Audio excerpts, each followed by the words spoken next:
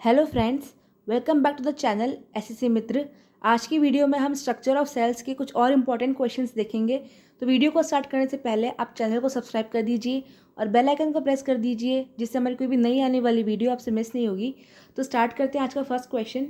Which of the following cell organelles contain DNA apart from the nucleus. इनमें से ऐसी कौन सी सेल ऑर्गेनल है जिसमें डीएनए होता है न्यूक्लियस के अलावा। न्यूक्लियस के अलावा डीएनए पाया जाता है माइटोकॉन्ड्रिया में। माइटोकॉन्ड्रिया को हम power house of the cell भी कहते हैं। साइटोप्लाज्म में क्या होता है? साइटोप्लाज्म में एक थिक सोल्यूशन होता है जो सेल में भरा हुआ आता है, जो कि बाहर से सेल मेम्ब्रेन से कवर्ड होता है, कोशिका झिल्ली से कवर्ड होता है। गोल्जी अपरेटस क्या होता है? ये प्रोटीन पैकेजिंग में हेल्प करता है। और एक ये मेम्ब्रेन बाउंड वेसिकल होती है। राइबोसोम जो होती है वो मैसेज डिकोडिंग में हेल्प करता है। मैसेज डिकोडिंग मतलब जो कि आरएनए से सीक्वेंस में मिला हुआ है डीएनए को, या फिर डीएनए से आरएनए में चेंज हुआ है। और ये फॉर्मेशन ऑफ पेप्टाइड बॉन्ड्स मतलब आरएनए के पेप्टाइड बॉन्ड बनाने में भी हेल्प करता है ये। Which of the following is not a feature of eukaryotic cell. इनमें से कौन सा यूकैरियोटिक सेल का फीचर नहीं है? इसका आंसर है C, chloroplast absent in the plant cell. Chloroplast absent in the plant cell ये यूकैरियोटिक सेल का फीचर नहीं है, क्योंकि क्लोरोप्लास्ट क्या है? क्लोरोप्लास्ट एक ऐसी स्ट्रक्चर है जो प्लांट सेल में होती है, जिसमें क्लोरोफिल प्रेजेंट होता है और क्लोरोफिल्स की हेल्प से फोटोसिंथेसिस का प्रोसेस होता है। यूकैरियोटिक सेल क्या होती है? यूकैरियोटिक सेल एक ऐसी टाइप की सेल होती है जिसमें न्यूक्लियस प्रेजेंट होता है, और जो न्यूक्लियर है एक न्यूक्लियर एनवलप में पैक्ड होता है, मतलब एक लिफाफा टाइप बन जाता है न्यूक्लियर के आसपास, उसमें न्यूक्लियस पैक होता है, उसको कहते हैं nuclear envelope. Which cell organelle helps in keeping the cell clean by digesting any external matter and bad cells organelle। इनमें से कौन सी ऐसी सेल ऑर्गेनल है जो कि सेल को साफ रखने में मदद करता है, जो बाहर के जो गंदे सेल्स होते हैं उनको बॉडी में नहीं आने देता है? इसका आंसर है डी, लाइजोसोम्स। लाइजोसोम्स बाहर के जितनी भी एक्सटर्नल स्ट्रक्चर्स हैं या फिर वेस्ट मटेरियल्स हैं उनको पचा लेता है, डाइजेस्ट कर देता है with the help of lytic enzyme. इनको सुसाइडल बैग्स भी कहते हैं सेल्स का। इसलिए ये सारे वेस्ट मटेरियल जो है ये पचा लेता है और बाहर फेंक देता है बॉडी से, मतलब सेल में नहीं आने देता है। जहाँ पे मेन प्रोसेस होते हैं सारी सेल के, सारे बॉडी के प्रोसेस, उसमें नहीं जाने देता है बैड मटेरियल्स को, वेस्ट मटेरियल्स को। Which cell organelle is also known as the power house of the cell. Power house of the cell हम कहते हैं माइटोकॉन्ड्रिया को। Which cell organelle has its own DNA and ribosomes. किस cell की खुद की DNA और राइबोसोम होते हैं? इसका आंसर है डी, माइटोकॉन्ड्रिया। माइटोकॉन्ड्रिया के खुद की डीएनए और राइबोसोम होते हैं। माइटोकॉन्ड्रिया के अलावा क्लोरोप्लास्ट है, उसमें भी खुद का ही डीएनए और खुद के राइबोसोम्स भी होते हैं।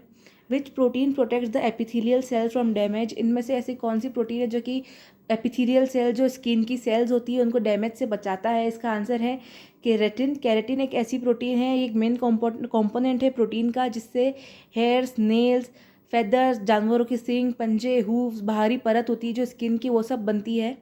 कोलेजन जो है, कोलेजन ऐसी प्रोटीन है जो प्रेजेंट होती है, जो बॉडी की जो बॉडी में जो प्रोटीन प्रेजेंट होती है उसका 1/3 हिस्सा होता है कोलेजन प्रोटीन। एक्टिन प्रोटीन जो है ये हेल्प करती है सेल डिवीजन में, सेल सिग्नलिंग में, मसल कॉन्ट्रैक्शन में, सेल के मूवमेंट में, साइटोकाइनेसिस मतलब साइटोप्लाज्म के डिवीजन में, इन सब में एक्टिन प्रोटीन बहुत हेल्प करती है। इलास्टिन प्रोटीन जो है ये टिश्यूज़ को, सेल्स को, ऑर्गन्स को रिजिलियंस एंड इलास्टिसिटी देता है, मोबिलिटी देता है। The entire content of a living cell is known as dash, which include the cytoplasm and the nucleus। जो सारी कंटेंट होती है सेल की, इंक्लूडिंग न्यूक्लियस, माइटोकॉन्ड्रिया, राइबोसोम, मतलब सारी सेल की ऑर्गेनल्स को मिला के, जो इन सबको हम क्या कहते हैं? सेल के अंदर जितनी भी चीज़ें होती है उसको हम कहते हैं प्रोटोप्लाज्म। प्रोटोप्लाज्म जो है वो मतलब सेल के अंदर जितनी भी चीज़ें आ गई, साइटोप्लाज्म भी, protein, ribosomes, endoplasmic reticulum, nucleus, इन सारी चीज़ों को कंबाइन करके एक कंटेंट के जो एक पूरा एक नाम देते हैं उसको कहते हैं हम protoplasm. In normal cell the process of the flow of genetic information from DNA and RNA is called. अब जेनेटिक इन्फॉर्मेशन से जो इन्फॉर्मेशन फ्लो होती है डीएनए से आरएनए में, इस प्रोसेस को हम कहते हैं ट्रांसक्रिप्शन। ट्रांसक्रिप्शन इस प्रोसेस में जो जीन का डीएनए होता है वो सीक्वेंस में मतलब कॉपी होकर आरएनए मॉलिक्यूल बनता है, और इस प्रोसेस में जो एक एंजाइम हेल्प करता है इसको कहते हैं ट्रांसक्रिप्शन में जो एंजाइम हेल्प करता है डीएनए सीक्वेंस को आरएनए में कॉपी करने के लिए, उसको कहते हैं हम RNA polymerase. Dash is known as suicide bag of the cell. Suicide bag of the cell क्या होते हैं? लाइजोसोम्स को suicide bag of the cells कहते हैं।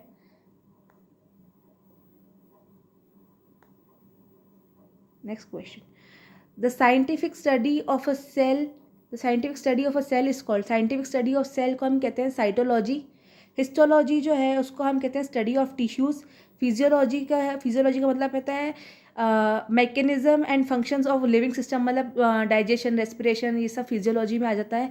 और टेक्सोनोमी होता है, जो टेक्सोनोमी एक ब्रांच ऑफ साइंस है जिसमें नाम रखने की प्रक्रिया, मेनली साइंटिफिक नेम्स जो हम रखते हैं स्पीशीज़ के on the basis of the biological characteristics, इसको हम कहते हैं taxonomy.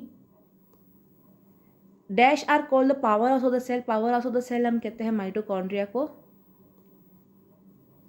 Which of the following cell organelle is responsible for the storage and modification and packaging of products in vesicles? इनमें से कौन सी सेल ऑर्गेनल है जो storage, modification and packaging of products in vesicles के लिए रेस्पॉन्सिबल है? इसका answer है सी, गोल्जी एपरेटस। माइटोकॉन्ड्रिया जो है उसको पावर ऑफ द सेल भी कहते हैं क्योंकि हमें जो खाना मिलता है, खाना खाते हैं हम, जो उससे एनर्जी मिलती है, उस एनर्जी को ये ऐसी एनर्जी में कन्वर्ट कर देते हैं जो कि सेल की बाकी प्रोसेसेस के लिए यूज़फुल होती है, ऐसी एनर्जी। प्लास्टिड्स जो है, प्लास्टिड एक ऐसी चीज़ है, ऐसी मतलब सेल ऑर्गेनल है जो कि केमिकल और पिगमेंट स्टोर करती है सेल्स में, और पिगमेंट्स जो है ये यूज़ होते हैं फोटोसिंथेसिस में। एंडोप्लाज्मिक रेटिकुलम जो है ये बहुत ही large cell organelle cell structure होती है जो कि calcium storage, protein synthesis and liquid metabolism में हेल्प करती है। तो आज के लिए बस इतना ही। वीडियो में बने रहिए आप इस चैनल पे ऐसे ही मोर अच्छे कंटेंट्स के लिए, एंड प्लीज़ वीडियो को लाइक कीजिए एंड शेयर कीजिए। Thank you.